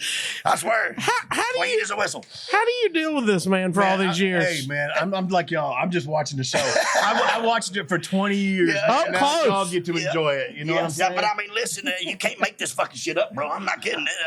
I'm a And I do remember the fat chick story. He's telling the truth. That was Louisville. Yeah, Louisville and Vito And they was in were the other they were bed. just rats. Yeah. And They weren't rats. They were big old mice, bro. There were no fucking rats about them at all. They were full-blown fucking mice, bro. What was Vito doing? Vito was looking. I said, Vito, you want some? He said, fuck no, it's the greatest show I've ever seen. Let's call him and ask him. Somebody get Vito on the fucking phone. Where's the Marmaluke at today? But I swear, I send him a message once every couple years, and I'll just say, what's the greatest thing you've ever seen? And he'll write back, Jamie Dundee fucking 2 700-pound girls. You had all that on one bed? Oh, yeah, and this thing hung off both Wait a sides. minute, They wait were a that minute, big. wait a minute. At the Daisy and in Louisville. They hung off the side. That was like they're 2 beds. They're not like queen beds. No, they're like small beds. Right, They're well, full they're size. full-size beds. Did you have to stack them? Oh, no, I stuck them side by side. And I think each one put a foot down to hold them up. On the bed. both inside legs, up. I had both inside legs up. Both inside legs were up. So They were both shoulder to touching. shoulder. And then the outside legs on the floor for stability. For stability. Yeah, the inside legs, I just held both of them up, brother. It was a big workout. I was getting jacked. It was quite the engineering feat. Yes, it was. And then if I let one down, I'd run around the bed and jump up there. I'd wrinkles in the whatever. It was warm. It was warm. It didn't matter. If it was warm, I was on it. But I was only like 22 or something. Who cares? 22, you don't care. How long did you last? Yeah. All night. Vito said, because when I don't know if y'all know, but when you do cocaine, anyway, it was a while. But they look like glazed donuts. I ain't kidding. It was like fucking 7 or 8 times per girl. I was a good dude, Coxman, baby. I gave him all 4 inches of this. Yeah. Jerry Jarrett used to tell him, Jamie, you don't plow deep, but you lay a lot of seed. Yeah, he told me Jerry Jarrett said, boy, you should have been a farmer. He'd hold that spit cup. He'd say, boy, you should have been a farmer. You don't plow deep, but you lay a whole lot of seeds, son. But I mean, it was normal. Everybody's doing it. It's got to be right. It's got to be normal. It was normal. If everybody's doing it. It's got to be right. This is the first I've heard about 700 pounds of woman flesh. With a So 4-inch I don't think I don't think everybody's doing it. No, because they ain't good enough or man enough. You know how hard it is to get 2 big girls like that to get naked at the same time. These 2 girls had fucking willpower about them. They weren't embarrassed at all. They wanted the freaking Jamie Dundee. They wanted, I don't know, because they said wrong room. Look at somebody else. But I invited them in and they came, and by God, the rest is history. Yeah, they did. So did I. This is much better than beating off stories, ain't it? Did you ever find out what room they're going to? No, but honestly, I think it might have been mine to begin with, but they didn't know how to say it. They really didn't think I'd fucking fuck with them, I'm a coxman, bro. I'm the guy that'll. Remember that one girl came to the party like that? I knocked her off, bro. Whoopi said, no, it ain't you. I said, that's me, bro. That's me right there. Because, you know, you can't catch nothing off them kind of people. Them gorgeous girls and all that shit, like Pamela Anderson, get all kind of shit That's off what that he used to dirty say. bitch. Anybody can fuck a hot chick. Yeah, anybody fuck a hot chick. Anybody fuck a hot chick. Takes a real man fuck shit like that. You fuck the elephant man or something. You're doing something. You're fucking doing it, bro. Yeah. Anybody can go to the bar and bring home a hot chick when she's drunk. Fuck that, not me. I'm looking for that rough motherfucker. Because that way, you know, listen, they give you all their money, they take care of you. And in Memphis, you know, at $40 a fucking night, you add that up, it's only $240 a week. Brother got to do something to eat. They call it prostitution now. Back then, we called it just getting by, being one of the boys. They call it prostitution. Oh, yeah, they call it prostitution now. Yeah, but nah, in our day, it was surviving. And by God, many times we have to do a lot of things to eat for the next day, but whatever. Don't matter. We're wrestling stars, baby. We're right here on your podcast because of that. That's it, baby. Yeah. Wait, you said what? What about the time Swoggle and The Rock? Yeah, when Hornswoggle met The Rock, and Rock thought he was a Make-A-Wish kid. He like, hey, little fella, did you have a good time? And he's like, bitch, I'm on the roster. You said people are only paying $5 for your action figure. This has to be the biggest army of wrestlers I have ever seen at a thrift store. And when I say there was a lot, there is a lot on this show. They wanted $5 a piece on them. I believe they were all Bradshaw. It's a pretty good price, but I left them all behind. That's right. I bought this brand new when it came out, late 96, early 97. Kmart price tag still on it, Yep. $5.99. Yeah. That's before tax. Hell yeah. So with inflation, that's like $13 today. That's 20% over what people were paying before. Yeah. And you know who it is? That fucking cassette kid. He's the one that started all that shit. I hate him. You hate him too, don't you? Oh yeah, he's the worst part of the podcast. Can't stand him, JBL. I'm on your team. Yep. $5.99. That's right. Price is going up. It's the deal of the century. Yep. Right when it came out. Is Conrad really the one-man gang? Tell the truth. Probably his love child. Excellent point. Who did he one-man gang copulate with? I no idea. I've never seen Conrad's mom, so I mean maybe he was just at a spot show in Alabama. Who knows? You never know. Hey, John, do you think you could sign that so the price will go down? You think you could go fuck yourself or you know what I'd like you to do? Where's Ron Simmons? No, I'd tell you what I'd like you to do. I'd like you to find a sewer, and I'd like you to jump in it and literally drown in shit is what I'd like you to do. John, did you ever smoke crack on the way to a match? Never. No, never. Front seat or back seat, by the way. Hey, listen to this, bro. I hit crack one time. Jared all opens the back door. He says, your fucking music's playing. So I hold that hit in and run to the ring. I blow that cocaine out, and I got so fucking paranoid. I'm holding that top rope. Wolfie starts the match. He goes to tag. I go, He goes, God damn it, tag. I go, Get him in the ring. I'm paranoid. I'm there 7,000 brothers hollering. I'm like, shut the fuck up. Y'all tell me quiet. You know, and back in our day, we wrestled under one light. That big cloud of smoke shit fucking covered. Wolfie said, tag. I go, Come back in a minute, bro. In a minute. Wolfie's like, God damn it, stand there like a dumbass. Tag. I'm going, No, I'm not tagging yet. I'm too high. But I never did that again. Don't ever take a hit of crack and run to the ring. Try to wrestle. Yeah. People will not put be that in my quiet. notes. Don't drink and drive. Don't smoke crack and wrestle. Well, you can drink and drive if you're good at it, but don't smoke crack and wrestle. Don't smoke crack and wrestle, because you were good at drinking and driving. Hey, fuck, show's over. I wasn't that good at it, or the No, you was. the railroad track thing happened. But we got let go a bunch of times drinking and driving. Absolutely. Hey, The one time, railroad this track. Shit, y'all. One time we're coming back from a titty bar, and I did eat a bunch of Xanaxes, and I'm in the driver's seat. I put the cruise control on 80 miles an hour. I lay the seat back and go to bed. Wolfie's gonna sit over here on the other side. He's gonna drive. No, wait. Let's tell this whole story. Okay, I'll let you tell one. I'll let you tell one. Go Let's ahead. start from the beginning. We got a show in Jackson, Tennessee, at a bar. The ring was in the bar, right? Across the parking lot is a titty bar that had just recently went out of business. No, they shut it down for prostitution. It went out of business for prostitution. Sorry. It was my dad's. My dad did it. Whatever the reason. So this is where they have us dress. We walk across the parking lot for our match. We get to the show, and there's some folks there that got some extra stuff, you know, and we find beer in the coolers. So they said we drink start. all you I don't even remember going to the Doug ring. Gilbert and Tommy. Right? Yeah, I don't even remember going to the ring. Me and him stayed after the show was over, And the only reason I know some of this is because I had to go back the next day and apologize to this bar. Yeah. Okay. They said that me and Jamie drank 2 of everything, like on the shelf there. Eating Xanaxes. Yeah.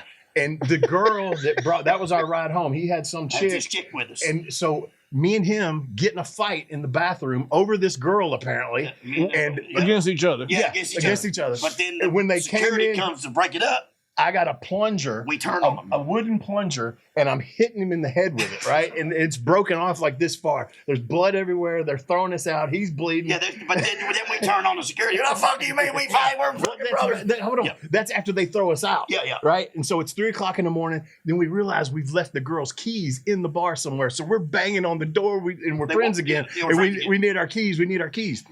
We get the keys. We decide we need to go to Waffle House. Now it's 3 o'clock in the morning. We got to be at TV at 8. Yeah, well, that's 5 hours. And we're an hour away from Memphis. We're an hour away from Memphis. Fucking hammered, right? Wolfie's hammered. I'm good. Yeah. So we go to the Waffle House.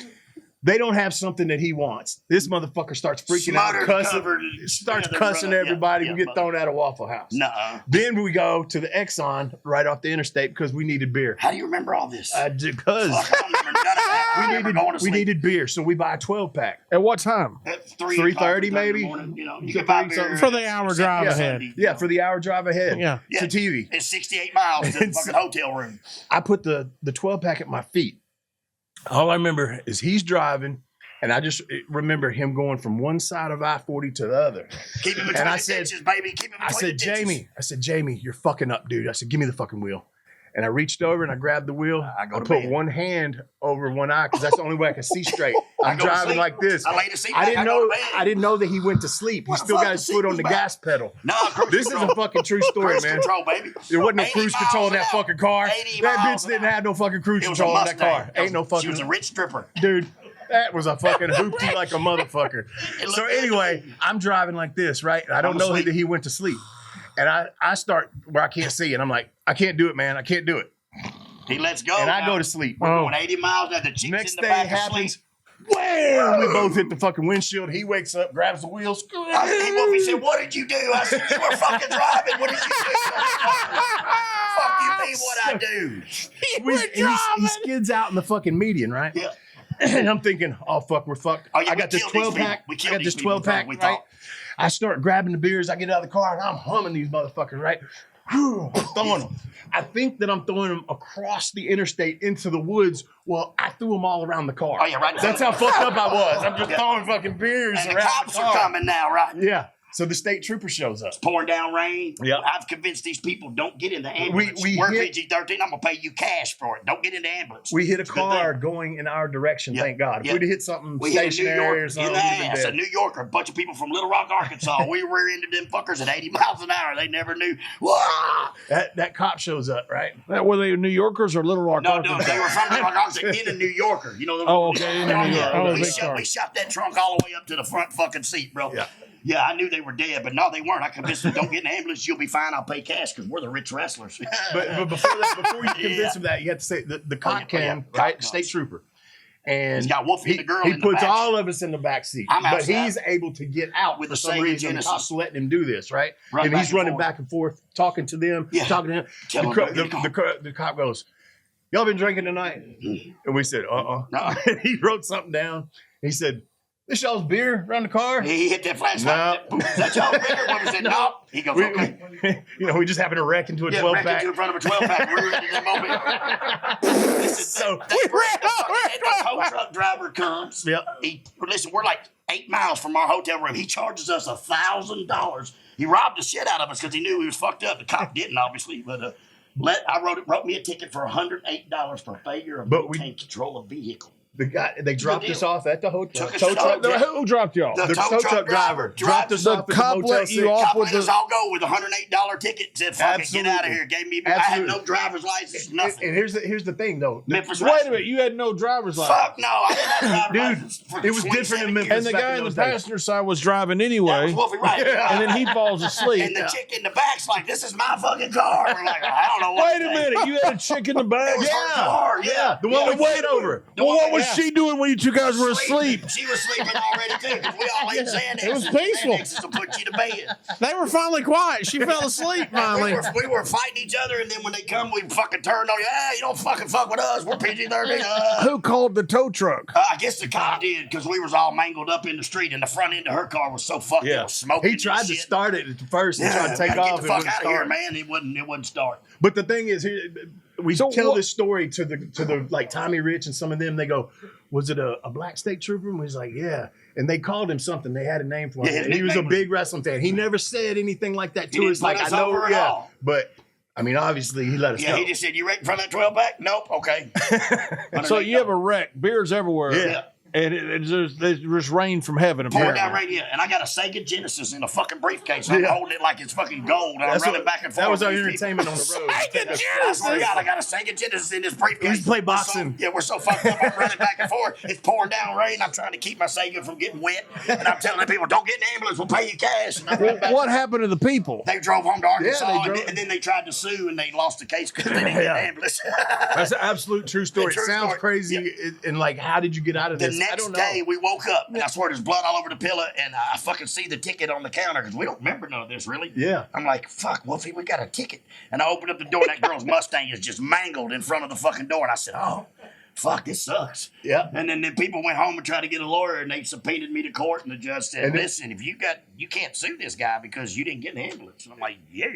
And then we get to TV, and Lawler and Randy and them are like, what the fuck did y'all do? Because the bar had done called. Yeah, everybody So done called. the wreck they didn't really know about until we told them, but the whole bar situation, because that was somebody that wanted to, was paying for wrestling. Yeah, they bought wrestling, and then I had to go apologize. Wolfie showed his James. ass. Yeah, I didn't fucking do nothing. So when you're driving from the passenger seat, you With my decide, hand over his eye. and you decide at one point, I'm just going to take a nap. Yeah, I thought he was awake, and I go, why would I be awake? Because you're driving? No, I wasn't driving. He took over. That's what he said when we hit the fucking windshield. Wham! I broke the mirror off blood. He said, what the fuck did you do? I said, you were fucking driving. What did you do, you dumbass? And then with the poor old people, it was not their fault, but they had to pay for it because we're wrestlers. Poor wrestlers. We weren't rich wrestlers. Who would have got the DWI, you Wolfie, think? because he was driving. He was in the driver's seat. He was in the driver's seat. We done went to court. So earlier you mentioned you don't smoke crack on the way to the ring. When do you smoke crack? On the way to the town, not to the ring. But once you get in the dressing room, is that too late? No, because once you smoke crack, after the first 3 hours of paranoia, then it becomes fun. But you don't do it on the way to the ring. No, because when you go to the ring and blow it out, the paranoia kicks in again because there's like, everybody won't be quiet. Because when you smoke crack, it makes like your senses like way better. I don't know. Way better. Yeah, it makes you paranoid. You sneak up on the peephole in your door and shit in a hotel and look at it. Oh, yeah, you put a piece of tape over and sneak up on it and look at it and shit. Oh, it's really fun. Lots of fucking fun. They're out there is what you're thinking. Oh, yeah. And you think everybody's out there. Yeah, how do you know that, JP? You said they're out there. How do you know that? I heard that. I heard you can get paranoid. You can. Yeah, Tommy Rich used to walk all the way down the wall, sneak up on the peephole, look out, and fall down. And stuff. Oh, yeah, Tommy would kill you. Billy Travis would say there was fucking snakes. My God. Billy Travis would say snakes are under the bed. Bro, I Snakes was are with under him the one bed. time, and Oh, he yeah. started smoking while he was driving. Oh, he's terrible. And he fucking pulled over. He was terrified of snakes. And when he get high, he thought there were snakes Snakes coming under- out. Now, wait a minute. Out of the air. Were you with him? With I Billy. was in the passenger seat. But you're letting him like drive It's his in. car. I know it's his car. I know. He must That's hate why- driving. He wouldn't drive nowhere. He wouldn't drive nowhere except for the passenger seat. So wait a minute. So you got Billy Joe Travis smoking crack going down the highway. Yeah. You got Jamie Dundee sound of fucking sleep, and you're just I'm not a good co-pilot. You're just he's not one of the Does boys. this not bother you at all? No, that no. Hey, listen, you gotta like maybe this is a really bad idea. have to get to the town. At that point, I was like 20, 21 years old. I mean, at 21, you don't give a fuck. You just drive. I was just over. happy to be there. Yeah, we're wrestling. We're on TV. We're making big money. 40 fucking But dollars. Billy pulled over the car, and literally, Oh, it's like a 12 o'clock at night. He gets over and gets in a push-up position. They're under here, Wolfie. They're under here. Looking And under the car, The going down the snakes street. were under the car, At and they were 85 coming out of the mile an air hour. vents, and he would fucking flip you Oh, out, yeah, bro. he would ruin your buzz. It's not fun. Good guy, though. Good guy. Was there ever a time when you looked at him and went, "Hey, this is not a good idea"? When we Never. went riding together. Oh, We get right together because he rode with Randy Hales to keep our That's right. job and fucking make sure he put a little booking and shit in there. Yeah. No, it's how you progress. Yeah. Jeff Jarrett wouldn't let you in. He had Frank Morrell. Frank Morrell drove him every fucking where. Jeff wouldn't let you ride with him. One time Jeff pulled up to me. I had a flat tire. He unrolled the window. He said, I fucking hate you. Rolled the window up and left. Wait a minute. Time out. Yeah. You had a flat tire. Yeah, going to Louisville from Nashville. And you're broke down. I broke down. Now, is anybody with you? Probably not, because when you smoke crack, you don't ride them nobody because you don't want to share it. You want to keep it all to yourself. So you're standing out by a car that's No, broken I'm not down. standing out. I just put my wrestling boot on top so they know it's a wrestler. Your tennis shoe. Yeah, What a great move. Put your fucking wrestling like a hubcap on the roof, and they know, oh, PG-13. They pull over and fucking get you. Who would pull over? Any other wrestler that's on the way to the same trip, because they got to come down the same road. Yeah. But where would you be? Why don't you I'll be on stand the out? side of the road because I got a flat tire. So Jeff Jarrett pulls over. He pulls over, and I walk up to the window. He unrolls the window, and that big white Lincoln, he had a white Lincoln with gold fucking trim all over it. You know, he was a little rich kid, little brat, you know, daddy's boy. I mean, he wasn't back then. We didn't get along at all. But because, you know, I was Bill's boy, and he was Jerry's boy, and his daddy owned the company. My daddy was the boss, so we didn't really get along, you know, but we love each other now. But I mean, and then he just unrolled the window. He goes, I don't even know why I stopped. I fucking hate you. And I go, well, fuck you too. And he just rolled the window up and left. And I just sat there with a flat tire. How long did you sit there? Oh, fucking weeks. Wait! He had to wait till the snakes left. The car is still there. That 26 years ago. But Now, when you saw him first time, did you say, hey, you could have picked me up? No, fuck him. His daddy was the fucking owner. He's Jeff Jarrett. You know, at But that like when time, he I didn't saw like him like later, like a week or two later. I saw him that night at the show. Did you say, hey, I was... No, I didn't talk to Jeff. Jeff didn't. He wasn't my kind of guy. I didn't hang out with Jeff. Jeff was like the boss's, you know. He's the boss's kid. Nobody hangs out with the boss's kid. No, I didn't think hang out with him, but he just pulled up beside you and he says, rolled the window and said, I hate you, and rolled it back up, and and I drove said, well, off. fuck you, and then he drove off. That showed him. Yeah, that did. That showed him. Like when I went to jail, I showed that bitch. I didn't pay her $50 a week. I was out that bitch. I showed that bitch in jail. I was like, damn, really? How long were you in jail? 4 years total. 4 years? That's what I served. That ain't jail. That's prison. I went to prison. Yeah, I went to prison. I had a girlfriend.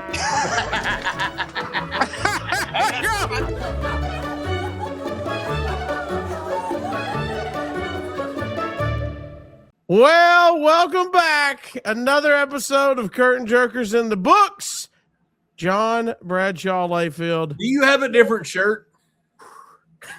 This isn't a shirt. He wore that shirt for like the last several months.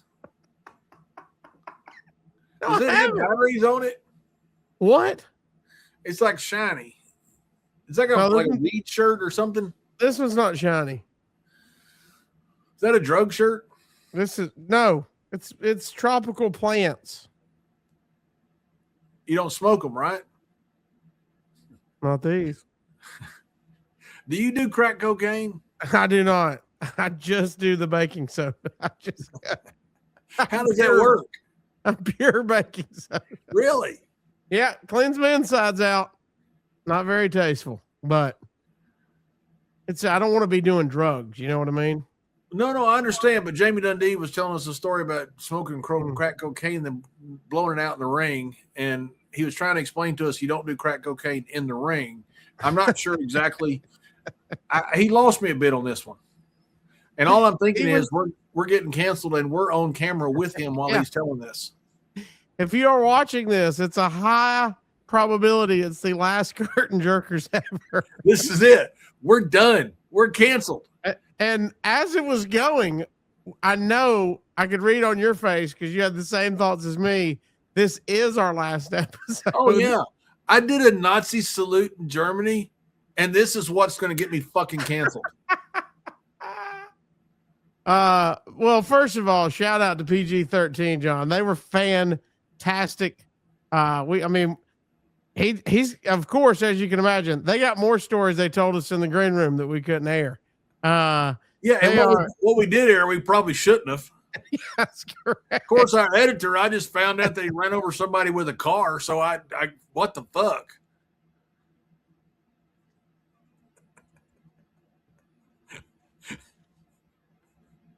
Sorry, I dropped something.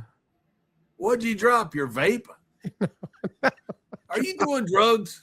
No, I was doing that so I wouldn't be involved in you trying to claim our editor has gotten to has committed vehicular manslaughter.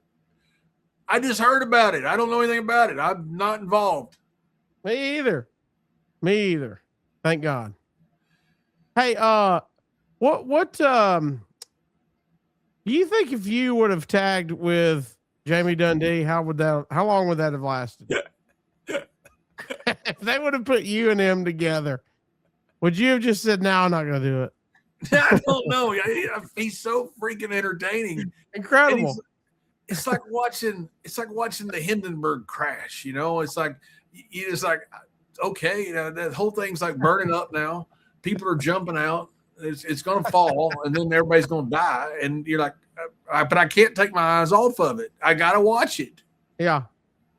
It reminded me of back in the day as a young man when you got the scrambled Cinemax channel that was all staticky and fuzzy.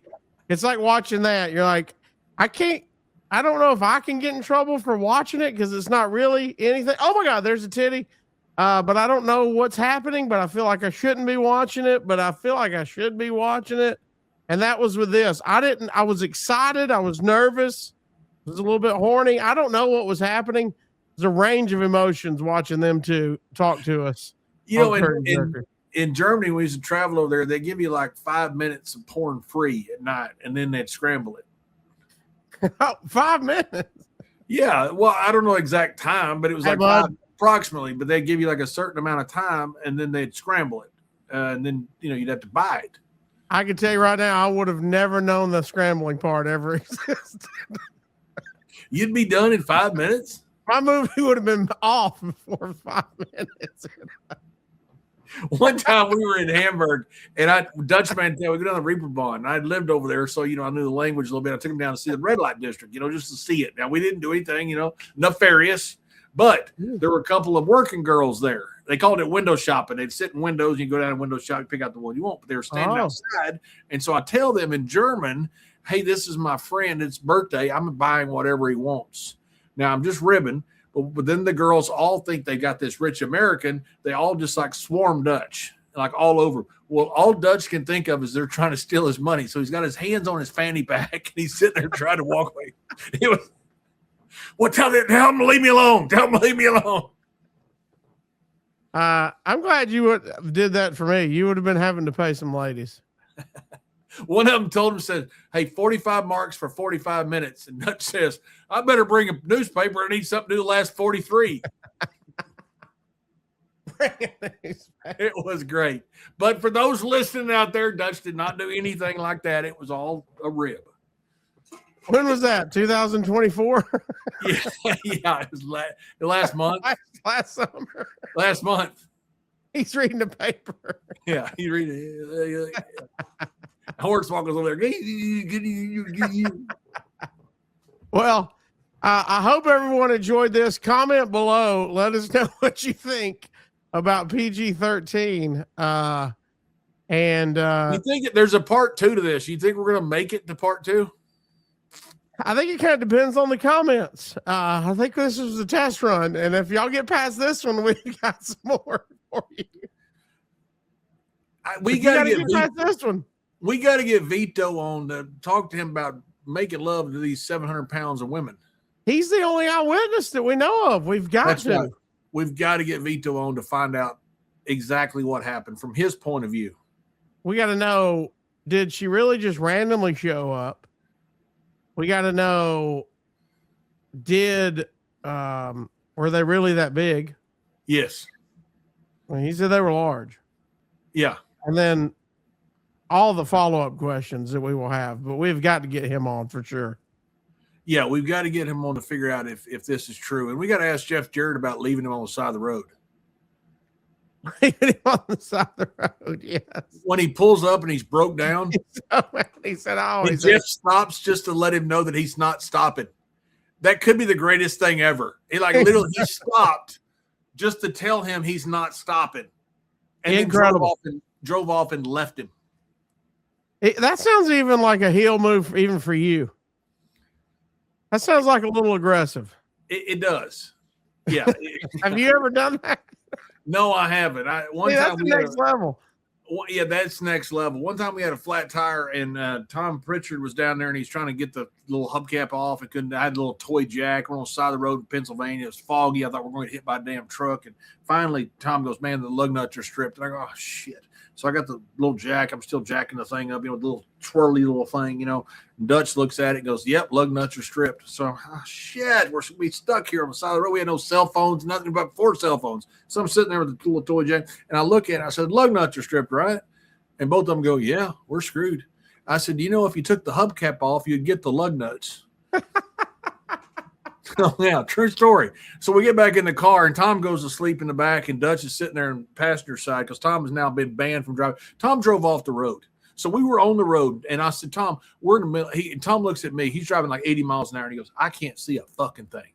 I said, "Then why are you driving 80 miles an hour?" He said, "So we'll get there." I said, "Tom, you don't even know if we're on the road." Right then, bam, we hit something. We blew out the front tire. Tom had driven off the road. He was off the fucking road going 80 miles an hour. Hit something, drives off. So anyway, find the road back, pull over, we got this fucking blown out tire. And that's when we try to change the damn thing. And they think the lug nuts are stripped because they wouldn't take the fucking plastic hubcap off. So then we get in the car where I'm driving. Now I got to drive like 45 miles an hour because I got this little gimmick wheel on the front, And Dutch leans over because Tom's asleep. He goes, "You don't have to tell anybody about this." And I said, "Dutch, if they got ears, I'm telling them." And just in case they missed it that first round that night, That's just heard right. it again. You just heard it again. Yes. Hope it makes it back around to our buddy Dutch. So he knows we're keeping the flame alive. You damn right. All right, guys. Comment below. Let us know what you thought of PG-13. Let us goodbye, know if you everybody. want more. We'll miss you. And if we don't see you again, it's been a fun run of curtain jerkers right here on Something to Wrestle. Goodbye.